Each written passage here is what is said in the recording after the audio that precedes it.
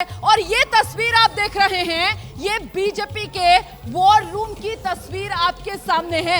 BJP का war room, और ऐसे में मध्य प्रदेश का ये वॉर रूम है। और इस मध्य प्रदेश के वॉर रूम में बीजेपी के जो नेता हैं, कहीं ना कहीं उनके चेहरों पर एक मुस्कान नजर आ रही है, एक भरोसा नजर आ रहा है। और वो इस रूप में नजर आ रहा है क्योंकि आंकड़ा ये बता रहा है कि मध्य प्रदेश में बीजेपी कंफर्टेबल स्थिति में है, 135 और 91। लेकिन आंकड़े में थोड़ी सी तब्दीली होती हुई यहां पर नजर आ रही है। अभी बीजेपी जो 140 के पास पहुंच गई थी और कांग्रेस जो 80 के फेर में आ गई थी, फिर से आंकड़ा थोड़ा बदलता हुआ। अभी आंकड़े इधर उधर होंगे, इसमें कि सबसे दिलचस्प आंकड़ा छत्तीसगढ़ का है। छत्तीसगढ़ में चुनाव आयोग के मुताबिक भी लड़ाई टक्कर की है और यहाँ भी लड़ाई टक्कर की है, जबकि हम लोग ये मान रहे थे कि छत्तीसगढ़ में कम से कम 3-4% आगे है। केक वॉक साबित नहीं हो रहा है बघेल के लिए, अपनी सीट से पीछे हैं और बार बार मामला अटक जाता है आकर बीजेपी और कांग्रेस में। 44-44 छत्तीसगढ़। नहीं, बिल्कुल मामला अटका हुआ है, जबकि ये माना जा रहा था कि भूपेश बघेल बहुत आगे हैं, वो अब साबित नहीं हो रहा है। इसका मतलब ये हुआ कि जमीन पर भूपेश बघेल को कहीं ना कहीं दांव पे लगा है। बिल्कुल, छत्तीसगढ़ में जो माना जा रहा था भूपेश बघेल आगे, कांग्रेस आगे, रुझानों में ऐसा नजर नहीं आ रहा। राजस्थान और मध्य प्रदेश में जो माना जा रहा था कि मामला करीबी होगा, कांटे का होगा, मामला उलट गया है। राजस्थान और मध्य प्रदेश दोनों जगह बीजेपी कांग्रेस के मुकाबले बहुत आगे। प्रदीप, निश्चित तौर पर वो जो रुझान आ रहे हैं उससे लग रहा है कि मध्य प्रदेश बीजेपी के पक्ष में जा रहा है। मध्य प्रदेश बीजेपी के पक्ष में जा रहा है, राजस्थान बीजेपी के पक्ष में जा रहा है। और लीजिए आंकड़ा 150, 150 पर पहुंच गया है बीजेपी का ये जीत का रथ। मध्य प्रदेश में ये कहां जाकर रुकेगा? रोमाना जी,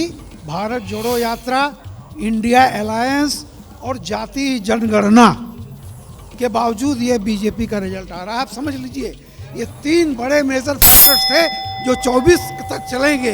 बिल्कुल। अदिति रोमाना, फैक्टर्स की बात कर रहे थे। मध्य प्रदेश में ऑर्गेनाइजेशनल स्ट्रेंथ बीजेपी की बहुत ज़्यादा है कुशाभाई ठाकरे की वजह से, और जो गुजरात में माइक्रो मैनेजमेंट बूथ्स की हुई थी, वही मॉडल मध्य प्रदेश में अपनाया। लेकिन एंटी इनकम्बेंसी मतलब मध्य प्रदेश में बिल्कुल भी नहीं जो कहा जा रहा था कि साहब एंटी इनकम्बेंसी है, मामा से उकताहट है, ये तो बीजेपी 150 पर पहुंच गई मध्य प्रदेश।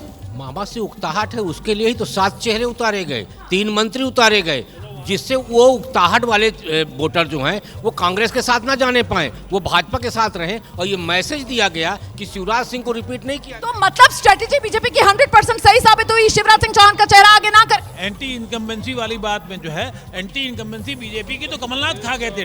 15 महीने में जो उन्होंने रहे, वो पूरी उनकी योजनाएं जो हैं जब बीजेपी की थी वो तब ठप कर दी। तो मतलब बीजेपी के 18 साल पर कमलनाथ के 15 साल भारी पड़ गए।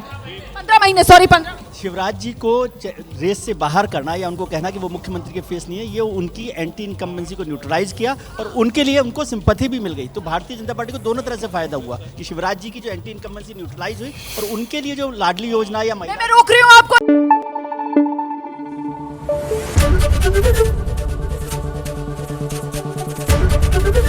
एबीपी न्यूज आपको रखे आगे।